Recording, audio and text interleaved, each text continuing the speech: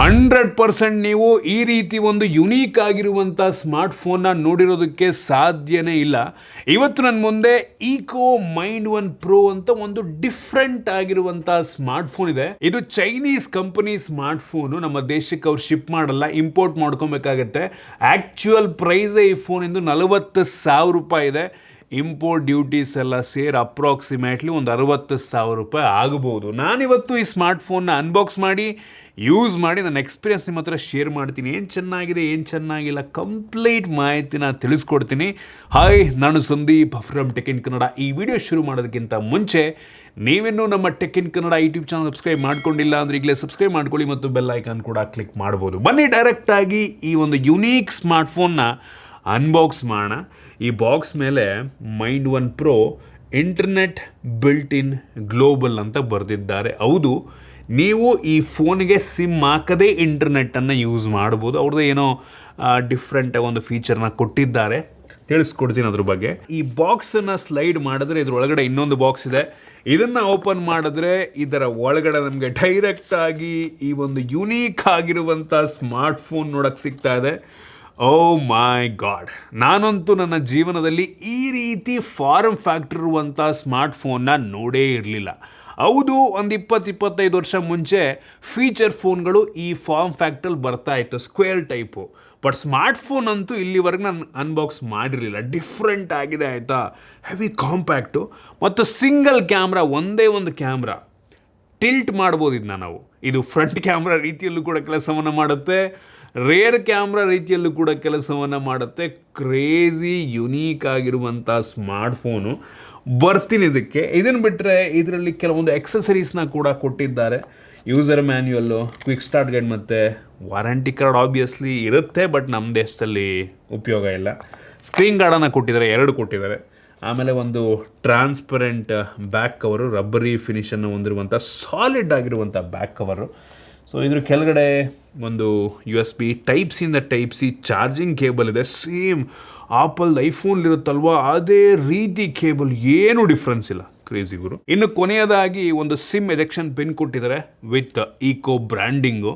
ಇದು CNC ಟರ್ನಿಂಗಲ್ಲಿ ಮಾಡಿರುವಂಥ ಒಂದು ಸಿಮ್ ಎಜೆಕ್ಷನ್ ಪಿನ್, ಕಂಪ್ಲೀಟ್ಲಿ ಮೆಟಲಲ್ಲಿ ಇರುವಂಥ ಸಿಮ್ ಎಜೆಕ್ಷನ್ ಪಿನ್. ತುಂಬ ಯುನೀಕ್ ಆಗಿದೆ.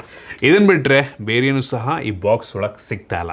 ಇನ್ನು ಡೈರೆಕ್ಟಾಗಿ ನೋಡ್ರಪ್ಪ, ಈ ಸ್ಮಾರ್ಟ್ಫೋನ್ ಈ ರೀತಿ ಇದೆ. ಏನು ಕಾಂಪ್ಯಾಕ್ಟ್ ಆಗಿದೆ ಇವರು. ಕೇವಲ 132 ಗ್ರಾಮ್ ವೆಯ್ಟ್ ಇದೆ ಮತ್ತು 8.9 mm ಥಿಕ್ನೆಸ್ಸನ್ನು ಹೊಂದಿರುವಂಥ ಸ್ಮಾರ್ಟ್ಫೋನು.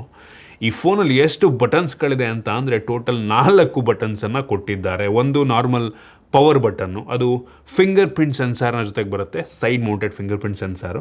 ಆಮೇಲೆ ವಾಲ್ಯೂಮ್ ಅಪ್ ಡೌನ್ ಬಟನ್ನ ಕೊಟ್ಟಿದ್ದಾರೆ. ಆಮೇಲೆ ಕ್ಯಾಮ್ರಾ ಶಟರ್ ಬಟನ್ನ ಸಹ ಕೊಟ್ಟಿದ್ದಾರೆ, ಹಿಂಗೆ ಇಟ್ಕೊಂಡು ಫೋಟೋನ ತೆಗಿಬೋದು. ಆಮೇಲೆ ಇನ್ನೊಂದು ಬಟನ್ ಇದೆ, AI ಬಟನ್ನು. ಇದು ಅವ್ರದ್ದೇ ಈಕೋದು ಒಂದು ಲಾಂಚರ್ ಇದೆ ಆಯಿತಾ. ಸೊ ಅದನ್ನು ಟ್ರಿಗರ್ ಮಾಡುತ್ತೆ, ಅದರೊಳಗೆ ನಮಗೆ ಇವ್ರದ್ದೇ ಕೆಲವೊಂದು AI ಫೀಚರ್ಗಳೆಲ್ಲ ಸಿಗುತ್ತೆ. ಸೊ ಇದಕ್ಕೂ ಕೂಡ ಆಮೇಲೆ ಬರ್ತೀನಿ, ಅದಕ್ಕೋಸ್ಕರ ಡಿಕೆಟ್ ಬಟನ್ ಇದೆ. ಮತ್ತು ಒಂದೇ ಒಂದು ಸಿಮ್ ಹಾಕೋದಕ್ಕೆ ಆಪ್ಷನ್ನ ಕೊಟ್ಟಿದ್ದಾರೆ. ಮತ್ತು ಅವ್ರದ್ದೇ ಒಂದು ಸಿಮ್ ಆಪ್ಷನ್ ಇದೆ, ವರ್ಚುವಲ್ ಸಿಮ್ ಆಪ್ಷನ್ ಇದೆ ಆಯಿತಾ. ಸೊ ಅವ್ರದ್ದೇ ಫ್ರೀ ಇಂಟರ್ನೆಟ್ 1 ವರ್ಷ ಸಿಗುತ್ತೆ. ಸೊ ನಂಗೆ ಅನ್ನಿಸ್ತಂಗೆ ಹತ್ರ 50ಕ್ಕಿಂತ ಹೆಚ್ಚು ದೇಶಗಳಲ್ಲಿ ಇದು ಎನೇಬಲ್ ಆಗಿದೆಯಂತೆ. ನಮ್ಮ ದೇಶದಲ್ಲೂ ಆಗಿದೆ ಅಂತಾರೆ, ಬಟ್ ನನಗೇನೋ ವರ್ಕ್ ಆಗ್ತಾಯಿದೆ ಅಂತ ಅನ್ನಿಸ್ಲಿಲ್ಲ. ಮತ್ತು ಅದಕ್ಕೆ ಕಮ್ಮಿಂಗ್ ಸೂನ್ ಅಂತ ಬೇರೆ ಹಾಕಿದ್ದಾರೆ ಆಯಿತಾ. ನಂಗೆ ಅನ್ನಿಸ್ತಂಗೆ ಎನೇಬಲ್ ಆಗಿರೋ ಡೌಟು. ಈ ಫೋನ್ನ ಫ್ರಂಟಲ್ಲಿ ನಮಗೆ ಸ್ಯಾಫೈರ್ ಗ್ಲಾಸ್ ಸಿಗ್ತಾ ಇದೆ. ಬೆಸಲ್ಸು ಆ ಕಡೆ ಈ ಕಡೆ ಮೇಲೆಲ್ಲ ಕಡಿಮೆ ಇದೆ, ಬಾಟಮ್ ಬೆಸಲ್ ತುಂಬ ಜಾಸ್ತಿನೇ ಇದೆ. ಮತ್ತು ಫ್ರಂಟಲ್ಲಿ ಕ್ಲೀನ್ ಡಿಸೈನು.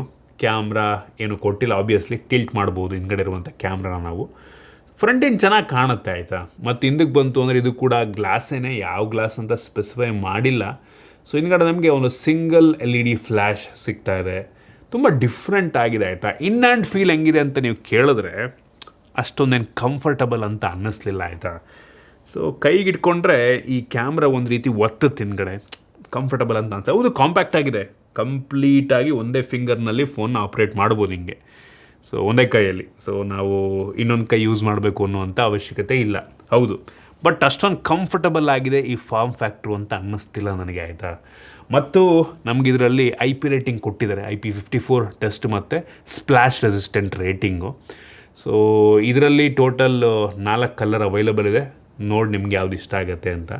ಮತ್ತು ಅಲ್ಯೂಮಿನಿಯಂ ಫ್ರೇಮ್ ಇದೆ ಆಯಿತಾ. ಸೊ ಈ ಅಲ್ಯೂಮಿನಿಯಂ ಫ್ರೇಮೇ ಒಂದು ರೀತಿ ಇದಕ್ಕೆ ಒಂದು ಪ್ರೀಮಿಯಮ್ ಫೀಲ್ನ ಕೊಡೋ ರೀತಿ ಮಾಡ್ತಾಯಿದೆ ಅಂತ ಅನ್ನಿಸ್ತು.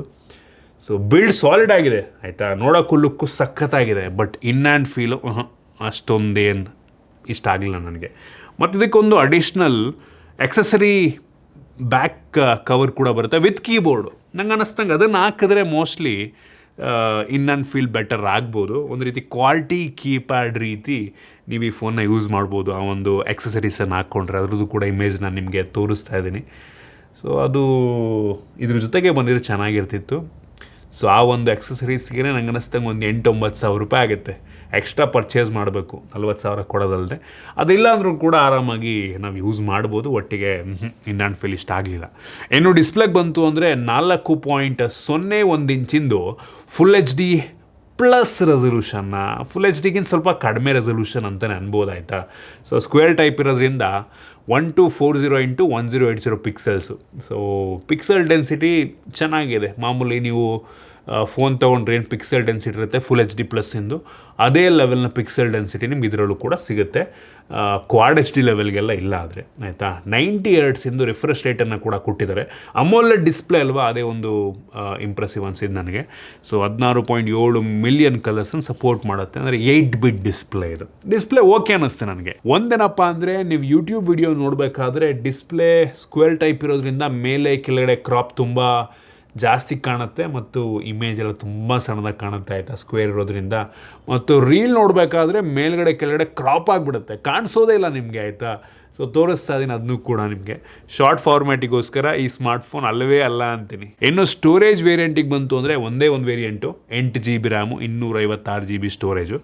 ಯಾವ ರ್ಯಾಮ್ ಟೈಪು ಯಾವ ಸ್ಟೋರೇಜ್ ಟೈಪು ಅಂತ ಏನೂ ಸ್ಪೆಸಿಫೈ ಮಾಡಿಲ್ಲ. ನಂಗೆ ಅನ್ನಿಸ್ತಂಗೆ UFS 2.2ನೋ eMMCನೋ ಇರುತ್ತೆ.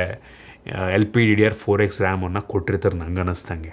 ಇನ್ನು ಪರ್ಫಾರ್ಮೆನ್ಸಿಗೆ ಬಂತು ಅಂದರೆ ಮೀಡಿಯಾಟೆಕ್ ಈಲಿಯೋ G99 ಪ್ರೊಸೆಸರು. ವಾಟ್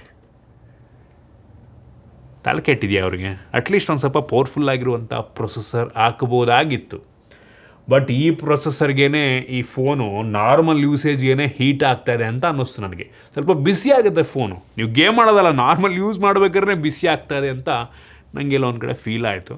ನಾವು ಅಂಥದ್ದು ಬೆಂಚ್ ಮಾರ್ಕನ್ನು ಟೆಸ್ಟ್ ಮಾಡೋಕ್ಕೆ ಟ್ರೈ ಮಾಡಿದ್ವು. ಬಟ್ 3D ವರ್ಕ್ ಆಗ್ತಿಲ್ಲ, 3D ರನ್ ಆಗ್ತಾಯಿಲ್ಲ. ಸೊ ಆಪ್ಟಿಮೈಸ್ ಆಗಿರಲ್ಲ ಈ ಸ್ಕ್ರೀನಿಗೆ ಆಬ್ವಿಯಸ್ಲಿ. ಸೊ ಅಪ್ರಾಕ್ಸಿಮೇಟ್ಲಿ 4.5 ಲಕ್ಷ ಅಂಥದ್ದು ಸ್ಕೋರ್ನ ಕೊಡುತ್ತೆ. 4.5 5 ಲಕ್ಷ ಸ್ಕೋರ್ನ ಕೊಡುತ್ತೆ. ಸೊ 4G ಪ್ರೊಸೆಸರ್ ಇದು. ಈ ವಿಷಯ ತಲೆಟ್ಕೊಳ್ಳಿ. 5G ಸಪೋರ್ಟ್ ಮಾಡೋದಿಲ್ಲ. 5Gನೂ ಕೊಟ್ಬಿಟ್ಟಿದ್ರೆ ಸುಟ್ಟು ಇದ್ರ ಮೇಲೆ ಒಂದು ಆಮ್ಲೆಟ್ ಮಾಡ್ಬೋದಾಗಿತ್ತೇನಪ್ಪ ನಾವು, ಅಷ್ಟು ಬಿಸಿ ಆಗಿಬಿಡೋದು. 4Gಗೆ ತಡ್ಕೋತಾ ಇಲ್ಲ ಇದು. ಇನ್ನು 5G ವರ್ಕ್ ಆಗಬೇಕು ಅಂದರೆ ಅದಕ್ಕೆ ಎಕ್ಸ್ಟ್ರಾ ಬ್ಯಾಟ್ರಿ ಪವರ್ ಬೇಕು, ಎಕ್ಸ್ಟ್ರಾ ಪ್ರೊಸೆಸಿಂಗ್ ಬೇಕು ಸ್ಪೀಡ್ ಹ್ಯಾಂಡಲ್ ಮಾಡೋದಕ್ಕೆ. ಸೊ ನಂಗೆ ಅನ್ನಿಸ್ತಂಗೆ ಈ ಫೋನ್ ಕೈಯಲ್ಲಿ ಆಗ್ತಿರಲಿಲ್ಲ. ಮತ್ತು ಗೀಕ್ ಬೆಂಚ್ ಸ್ಕೋರ್ನ ಕೂಡ ನಾನು ನಿಮಗೆ ತೋರಿಸ್ತಾ ಇದ್ದೀನಿ. ಸೊ ಎಂಟ್ರಿ ಲೆವೆಲ್ ಅಲ್ಲ, ಒಂಥರ ನಿಮ್ಗೆ 12,000-13,000 ರೂಪಾಯಿ ಫೋನಲ್ಲಿ ಬರುವಂಥ ಒಂದು ಪ್ರೊಸೆಸರ್ ಇದೆ. ಇನ್ನೂ ಕಡಿಮೆನೇ, 4G ಅಲ್ವಾ, ಇನ್ನೂ ಕಡಿಮೆಗೆ ಸಿಕ್ಬಿಡುತ್ತೆ ಇತ್ತೀಚೆಗಂತೂ. ಇನ್ನು ಗೇಮಿಂಗ್ ಟೆಸ್ಟನ್ನ ಸಹ ಮಾಡಿದ್ವಪ್ಪ. BGMIನಲ್ಲಿ ಸ್ಮೂತಲ್ಲಿ ಎಕ್ಸ್ಟ್ರೀಮ್ ತನಕ ಹೋಗುತ್ತೆ. ಮ್ಯಾಕ್ಸಿಮಮ್ ಅಂತ ಅಂದರೆ HDR ಅಪ್ ಟು ಅಲ್ಟ್ರಾ ತನಕ ಹೋಗುತ್ತೆ. ಸರ್ಪ್ರೈಸಿಂಗ್ಲಿ ಪ್ಲೇಯಬಲ್ ಇದೆ, ಬಟ್ ಆಡೋಕ್ಕಾಗಲ್ಲ. ಪ್ಲೇಯಬಲ್ ಇದೆ, ಸ್ಮೂತಾಗಿ ರನ್ ಆಗ್ತಾಯಿದೆ ಒಂದು ಲೆವೆಲ್ಲಿಗೆ ಈ ಪ್ರೊಸೆಸರಿಗೆ. ಬಟ್ ಈ ಫಾರಮ್ ಫ್ಯಾಕ್ಟ್ರಲ್ಲಿ ಹೆಂಗೆ ಆಡ್ತೀರಾ? ಕಷ್ಟ ಆಡೋದು ಕಷ್ಟ, ಬಟ್ ಆಡ್ಬೋದು, ಹಂಗಿದೆ ಪರಿಸ್ಥಿತಿ. ಪರ್ಫಾರ್ಮೆನ್ಸ್ ತುಂಬ ಕಡಿಮೆ ಐತಿ. ಈ ಬೆಲೆಗಂತೂ ತುಂಬ ಕಡಿಮೆ. 40,000 ರೂಪಾಯಿಗೆ ಯಾವನಾರು ಈ ಪ್ರೊಸೆಸರ್ ಕೊಡ್ತಾನೆ? ನೀವೇ ಯೋಚನೆ ಮಾಡಿ. ಇನ್ನು ಕ್ಯಾಮ್ರಾಗೆ ಬರ್ತೀನಿ. Single camera 50 MP f1.88 aperture with optical image stabilisation ಇದೆ ಆಯಿತಾ. ಇದು Sony sensor. So crazy quality ಅಷ್ಟೇ ನನಗೇನು ಇಂಪ್ರೆಸ್ ಮಾಡಲಿಲ್ಲ. ರೆಡ್ಡಿಶ್ ಬರುತ್ತೆ ಸೆಲ್ಫಿ ತಕ್ಕೊಂಡ್ರೆ. ಫೋಕಸ್ ಇಶ್ಯೂ ಇದೆ ಅಂತ ಅನ್ನಿಸ್ತು. ತುಂಬ ಡಿಲೇ ಆಗುತ್ತೆ ಫೋಕಸ್ ಮಾಡೋದಕ್ಕೆ. ನಾವು ಟ್ಯಾಪ್ ಮಾಡಿದ್ಮೇಲೆ ಫೋಕಸ್ ಮಾಡುತ್ತೆ. ಆಟೋ ಫೋಕಸ್ ತುಂಬ ಸ್ಟ್ರಗಲ್ ಪಡ್ತಾಯಿದೆ ಅಂತ ಅನ್ನಿಸ್ತು. ಮತ್ತು ಈ ಫೋನ್ನ ಕ್ಯಾಮ್ರಾ ಫುಲ್ HD ವೀಡಿಯೋ ರೆಕಾರ್ಡನ್ನು ಮಾಡುತ್ತೆ. ಸೊ ಕ್ಯಾಮ್ರಾ ನನಗೇನು ಅಷ್ಟು ಇಷ್ಟ ಆಗಲಿಲ್ಲ. ಇನ್ನೂ ಆಪ್ಟಿಮೈಸ್ ಆಗಬೇಕು. ಯಾವುದೋ ಹೊಸ ಕಂಪ್ನಿ ಅಲ್ವಾ, ಅಷ್ಟೊಂದು ಚೆನ್ನಾಗಿ ಮಾಡಿಲ್ಲ. ಸೊ ಕ್ಯಾಮ್ರೇನು ಇಷ್ಟ ಆಗಲಿಲ್ಲ. ಆ ಸ್ಯಾಂಪಲ್ ನಾನು ನಿಮಗೆ ತೋರಿಸ್ತಾ ಇದ್ದೀನಿ. ಏನು security side mounted finger print sensor ಇದೆ. ಬ್ಯಾಟ್ರಿಗೆ ಬಂತು ಅಂದರೆ ಕೇವಲ 2200 mAh ಕೆಪಾಸಿಟಿ ಬ್ಯಾಟ್ರಿ. 2200. ಈಗ ಒಂದು 10 ವರ್ಷ ಮುಂಚೆ ಫೋನ್ಗಳಲ್ಲಿ 1,500-2,000 mAh ಕೆಪಾಸಿಟಿ ಬ್ಯಾಟ್ರಿ ಇರ್ತಿತ್ತು. 10 ವರ್ಷಕ್ಕಿಂತ ಮುಂಚೆ ನಂಗೆ ಅನ್ನಿಸ್ತಂಗೆ 2010 12-13 ಟೈಮಲ್ಲಿ ನಂಗೆ ಅನ್ನಿಸ್ತಂಗೆ. ಆ ಟೈಮಲ್ಲಿ ಬೇಜಾನ್ ದೊಡ್ಡ ಬ್ಯಾಟ್ರಿ ಅನ್ಸೋದಾಗ 2000 ಇದ್ಬಿಟ್ರೆ ದೊಡ್ಡ ಬ್ಯಾಟ್ರಿ ಅಂತ. ನನಗೆ ಸ್ಕ್ರೀನ್ ಸಣ್ಣದಿರ್ತಿತ್ತು. ಸೊ ಇದರಲ್ಲಿ 2200 ಇದೆ. ಬಟ್ ಸ್ಟಿಲ್ ಇದರಲ್ಲಿರುವಂಥ ಪ್ರೊಸೆಸರಿಗೆ, ಇದರಲ್ಲಿರುವಂಥ ಅಮೋಲೆಡ್ ಮತ್ತು ಈ ರೆಸೊಲ್ಯೂಷನ್ನಿಗೆ ನಂಗೆ ಅನ್ನಿಸ್ದಂಗೆ ಬ್ಯಾಟ್ರಿ ಕಡಿಮೆನೇ. ಆಯಿತಾ, ಅವ್ರು ಅನ್ಬೋದು ಸ್ಕ್ರೀನ್ ಸೈಜ್ ಸಣ್ಣ ಇರೋದ್ರಿಂದ ಬ್ಯಾಟ್ರಿ ಬ್ಯಾಕಪ್ ಜಾಸ್ತಿ ಬರುತ್ತೆ ಅಂತ.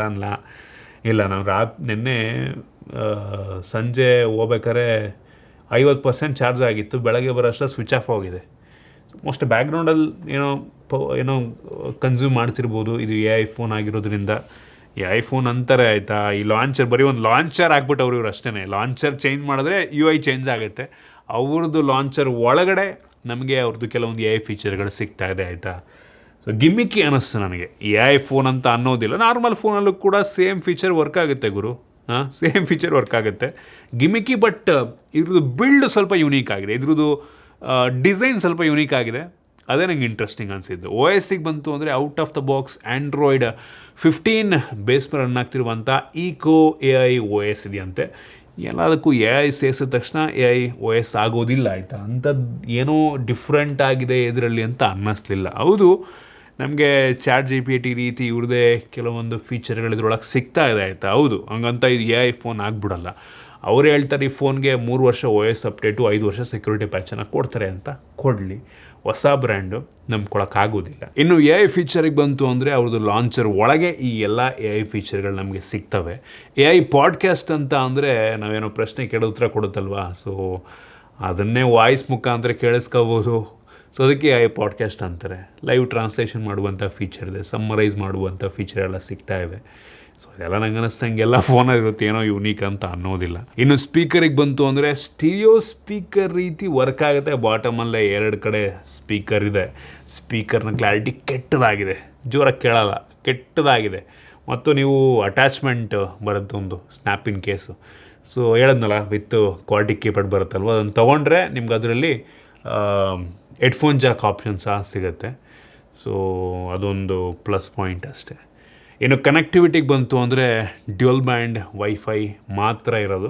ಬ್ಲೂಟೂತ್ 5.2 ಕೊಟ್ಟಿದ್ದಾರೆ, NFC ಸಹ ಇದೆ. ಇನ್ನು ಯುನೀಕ್ ಫೀಚರ್ ಅಂತ ಬಂತು ಅಂದರೆ ನೋವಾ ಲಿಂಕ್ ಅಂತ ಒಂದು ಆಪ್ಷನ್ನ ಕೊಟ್ಟಿದ್ದಾರೆ. ಇದನ್ನು ಎನೇಬಲ್ ಮಾಡ್ಕೊಬೋದು. ಕಂಟಿನ್ಯೂಸ್ ಆಗಿ ನಿಮ್ಮ ಫೋನ್ಗೆ AI ಕನೆಕ್ಟ್ ಆಗಿರುತ್ತೆ. ಆಯಿತಾ, AI ಕನೆಕ್ಟ್ ಆಗಿರುತ್ತೆ. ಇನ್ನು VSIM ಸಪೋರ್ಟ್ ಸಹ ಇದೆ. ಕಂಟಿನ್ಯೂಸ್ ಆಗಿ ನೀವು ಹೊರಗಡೆ ಇದ್ರೂ, ನಿಮ್ಮ ಫೋನಲ್ಲಿ ಸಿಮ್ ಇಲ್ಲ ಅಂದ್ರೂ ಫ್ರೀಯಾಗಿ 1 ವರ್ಷ ಇಂಟರ್ನೆಟ್ಟನ್ನು ನೀವು ಯೂಸ್ ಮಾಡ್ಬೋದು ಈ VSIMನ ಮುಖಾಂತರ. ಅದಿನ್ನೂ ಎನೇಬಲ್ ಮಾಡಿಲ್ಲ ನಂಗೆ ಅನ್ನಿಸ್ದಂಗೆ. 150ಕ್ಕಿಂತ ಹೆಚ್ಚು ದೇಶಗಳಂತ ಅಂತಾರೆ. ಏನಪ್ಪ, ಇದರಲ್ಲಿ ಇನ್ನೂ ಕಮ್ಮಿಂಗ್ ಸೂನ್ ಅಂತ ತೋರಿಸ್ತಾ ಇದೆ. ಸೊ ಅದೆಲ್ಲ ಚೆನ್ನಾಗಿ ವರ್ಕ್ ಆಗಿದ್ರೆ ಇಂಟ್ರೆಸ್ಟಿಂಗ್ ಆಗಿರ್ತಾಯಿತ್ತು. ಸೊ ಅದಿನ್ಯಾವಾಗ ತಗೊಂಬರ್ತಾರೋ ದೇವ್ರಿಗೆ ಗೊತ್ತು. ಇದಿಷ್ಟು ಈ ಫೋನ್ದು ಕೆಲವೊಂದು ಇಂಟ್ರೆಸ್ಟಿಂಗ್ ಫೀಚರ್ಗಳು.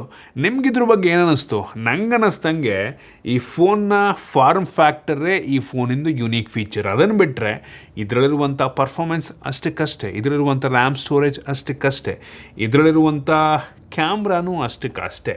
ಆಯಿತಾ, ಒಟ್ಟಿನಲ್ಲಿ ಪ್ಯಾಷನೇಟ್ ಇರೋರು ಏನೋ ಡಿಫ್ರೆಂಟ್ ಆಗಿದೆ, ಯುನೀಕ್ ಆಗಿದೆ ಅಂತ ಈ ಫೋನ್ನ ಪರ್ಚೇಸ್ ಮಾಡ್ಬೋದೇನೋ. ಬಟ್ ಈ ಬೆಲೆಗೆ 40,000 ರೂಪಾಯಿಗೆ, ಆಯಿತಾ, MRP ಹೇಳ್ತಾ ಇದ್ದೀನಿ, ಅಂದರೆ ಬೇರೆ ದೇಶಗಳಲ್ಲಿ ಸಿಗುವಂಥ ಆ್ಯಕ್ಚುಯಲ್ ರೀಟೇಲ್ ಪ್ರೈಸು 40,000 ರೂಪಾಯಿಗೆ ಯೋಚನೆ ಮಾಡಬೇಕಾಗತ್ತೆ.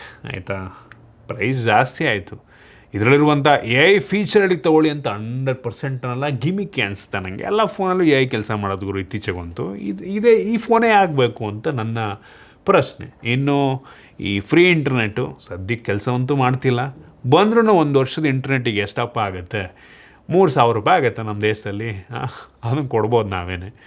ಸೊ ಅದಕ್ಕೋಸ್ಕರ ತಗೊಳ್ಳುವಂಥದ್ದು ಏನಲ್ಲ. ಆಯಿತಾ, ಒಟ್ಟಿನಲ್ಲಿ ಡಿಸೈನು ಲುಕ್ಕು ಎಲ್ಲ ಡಿಫ್ರೆಂಟ್ ಆಗಿದೆ. ಅದಕ್ಕೋಸ್ಕರ ನಾವು ಈ ಫೋನ ತರಿಸಿ ವಿಡಿಯೋ ಮಾಡ್ತಾಯಿದ್ದೀವಿ. ನಿಮ್ಗೆ ಅನ್ನಿಸ್ತು ಕಾಮೆಂಟ್ ಮಾಡಿ. ಇಷ್ಟ ಆಗಿದ್ದರೆ ಲೈಕ್ ಮಾಡಿ, ಶೇರ್ ಮಾಡಿ. ಇದೇ ರೀತಿ ನಮ್ಮ ಬೇರೆ ಬೇರೆ ವೀಡಿಯೋಗಳಿಗೆ ನಮ್ಮ tech in Kannada YouTube channel subscribe ಮಾಡ್ಕೊಂಡಿಲ್ಲ ಅಂದರೆ ಇಲ್ಲ ಸಬ್ಸ್ಕ್ರೈಬ್ ಮಾಡ್ಕೊಳ್ಳಿ ಮತ್ತು ಬೆಲ್ ಐಕಾನ್ ಕೂಡ ಕ್ಲಿಕ್ ಮಾಡ್ಬೋದು. ಸಿಗೋಣ ಮತ್ತೆ ಮುಂದಿನ ವೀಡಿಯೋದಲ್ಲಿ.